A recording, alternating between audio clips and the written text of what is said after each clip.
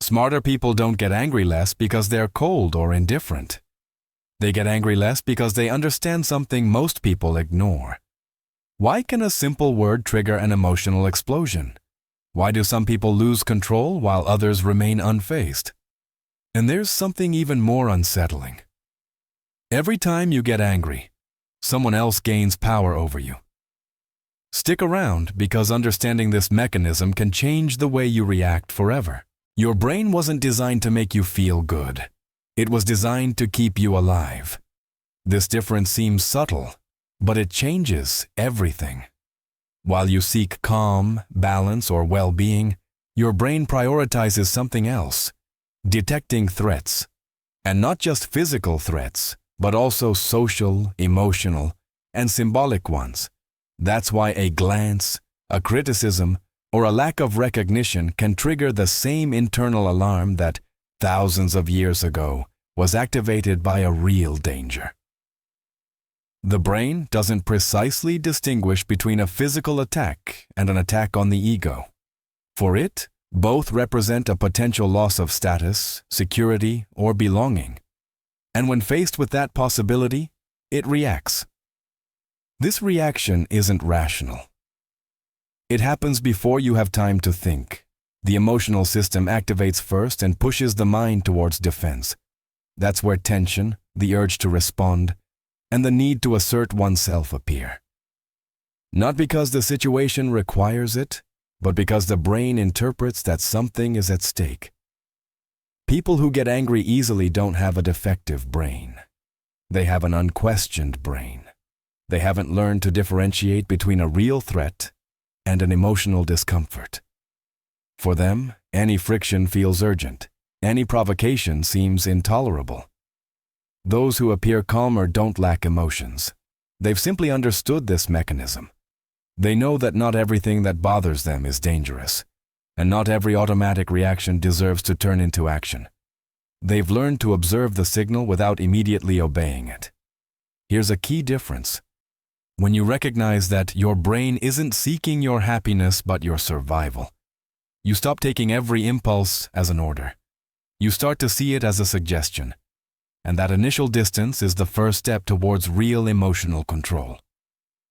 Understanding this doesn't eliminate anger, but it partially deactivates it. It allows you to gain seconds.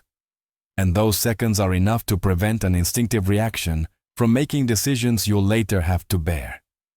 Anger doesn't appear because you choose it.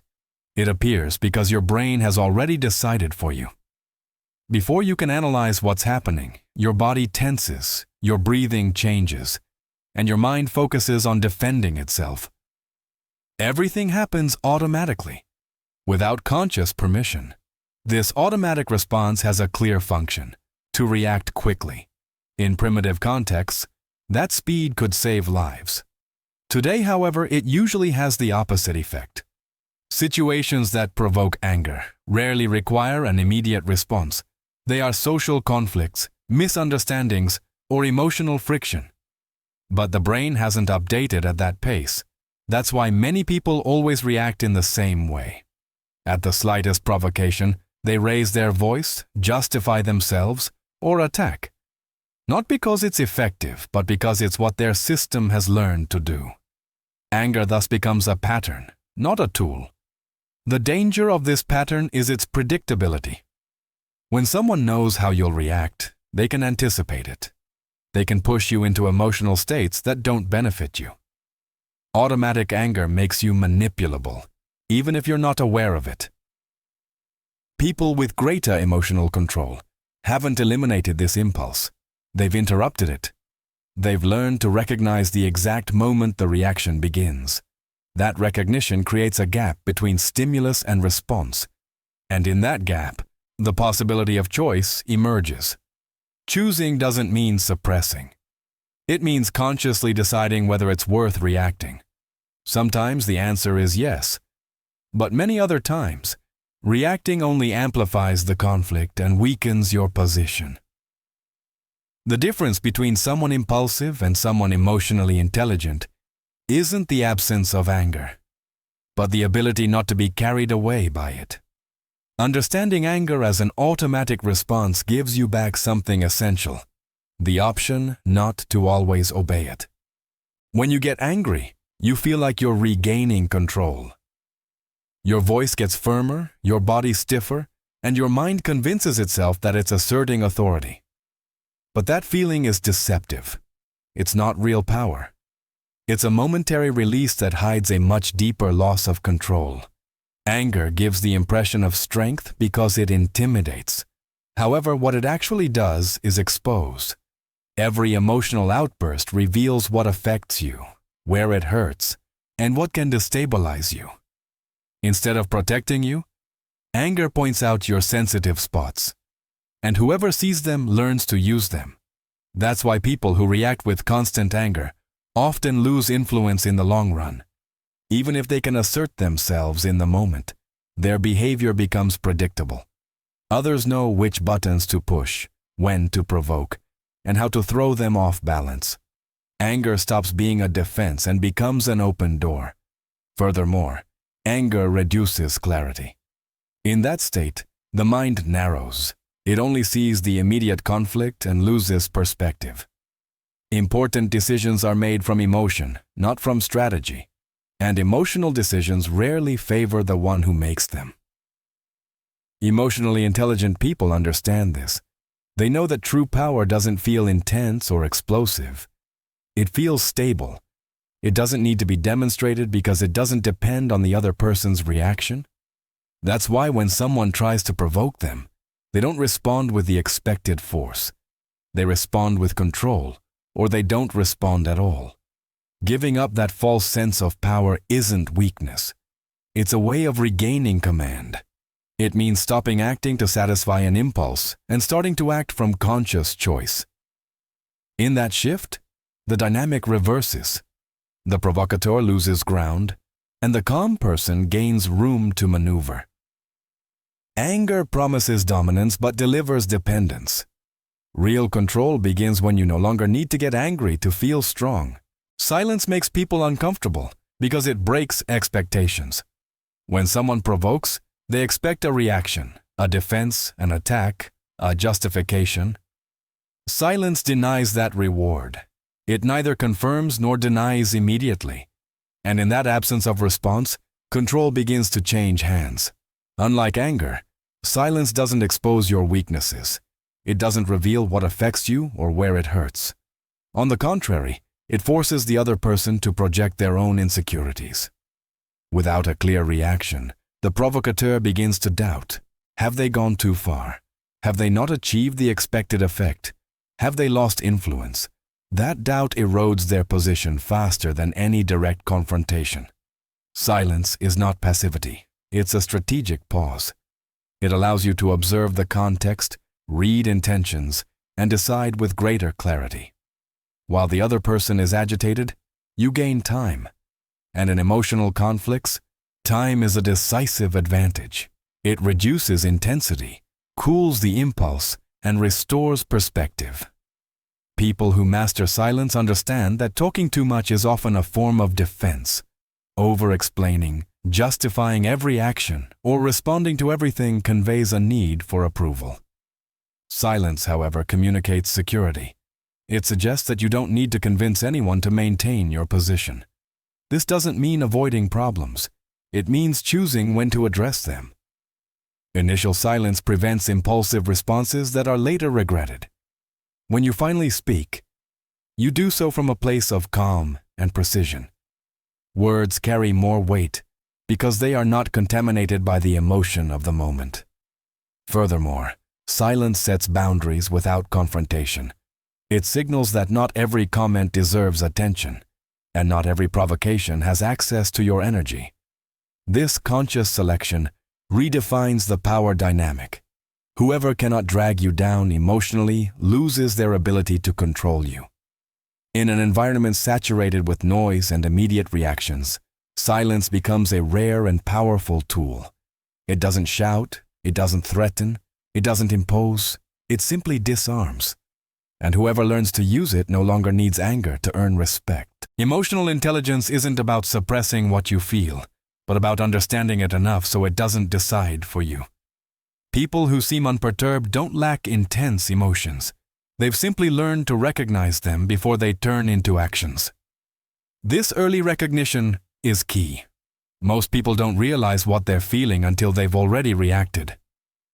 In contrast, those who develop emotional intelligence detect internal signals in their initial phase. Tension in the body, the urge to respond, the need to defend themselves. That prior moment is where self-control is born. Self-control doesn't mean rigidity. It means conscious flexibility.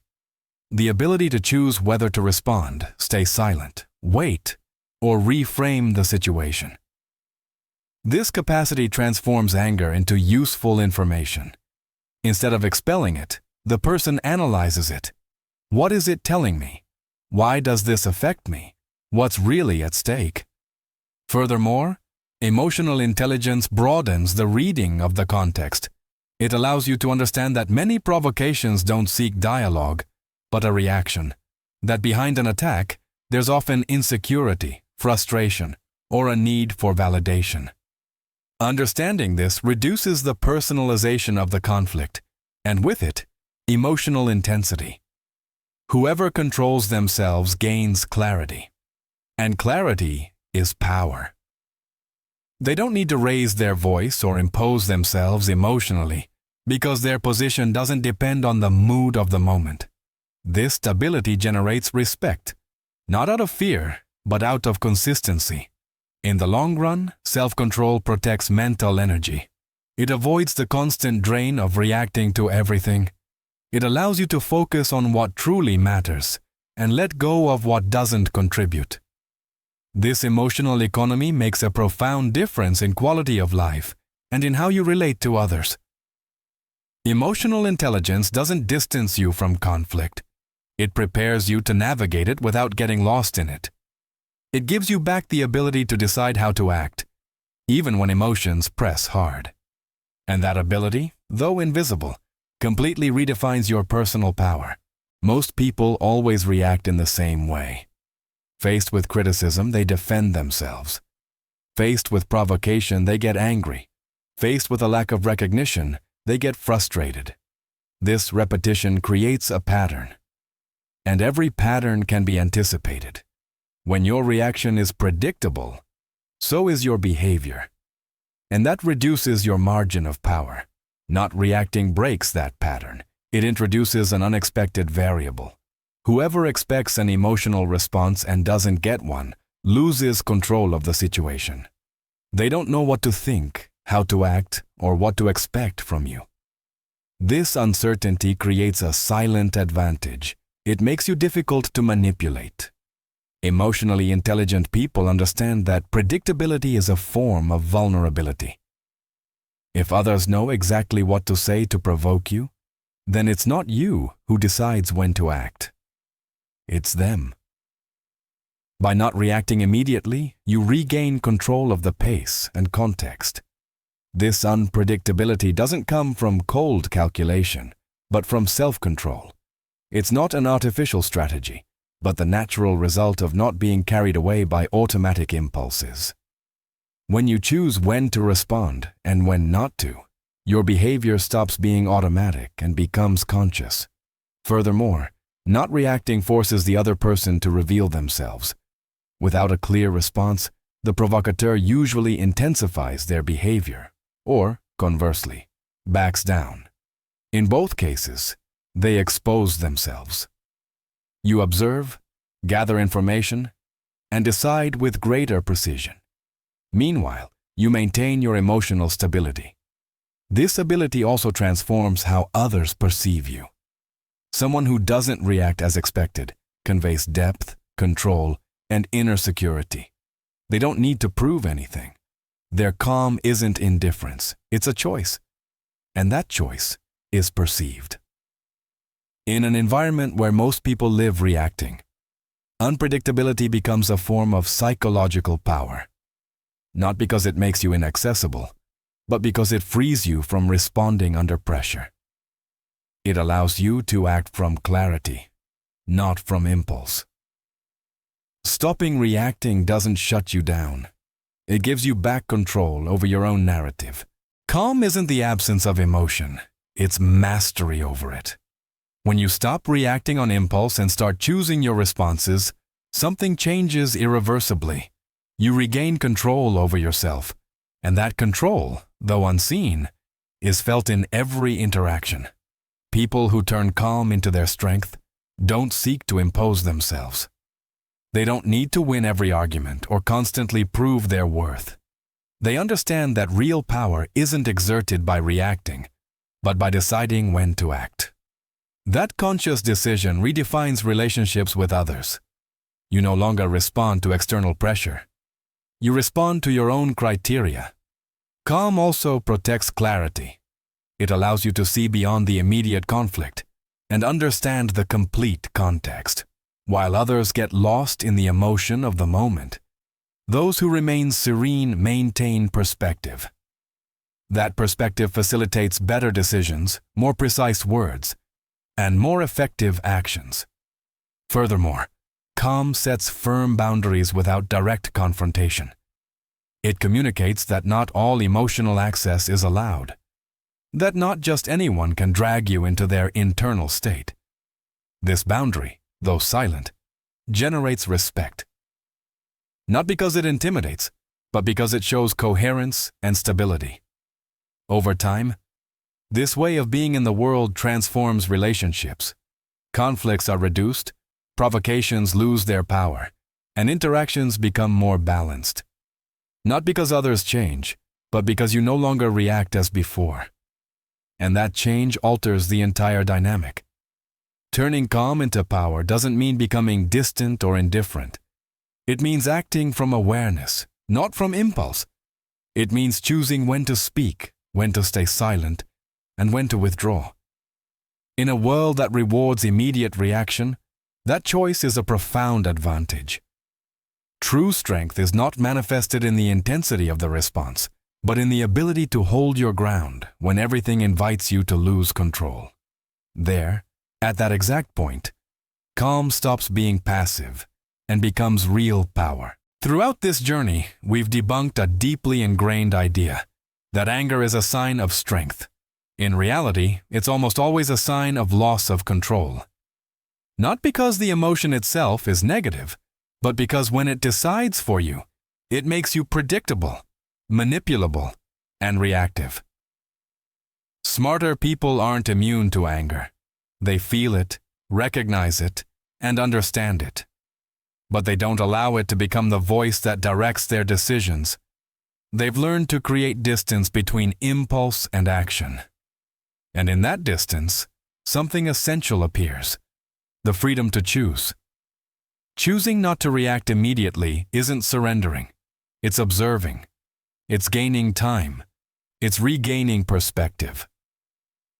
In a world where almost everyone responds from automatic reflex, whoever pauses for a second already has an advantage.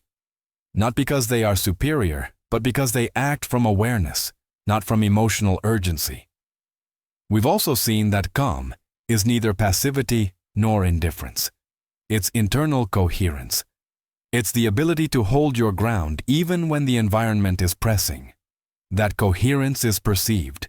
It generates respect, and it redefines how others relate to you, without you having to impose anything. True strength isn't in raising your voice, but in not needing to. It's not in reacting to every stimulus, but in deciding which ones deserve your energy. When you understand this, anger stops being a problem and becomes information, a signal you can listen to without obeying. The final question isn't whether you'll get angry again. That's inevitable. The question is deeper. Will you continue to let an automatic reaction direct your behavior, or will you start consciously deciding how to respond? At that exact moment, when you choose calm instead of impulse, you don't just change your reaction. You change your position in the psychological game of life.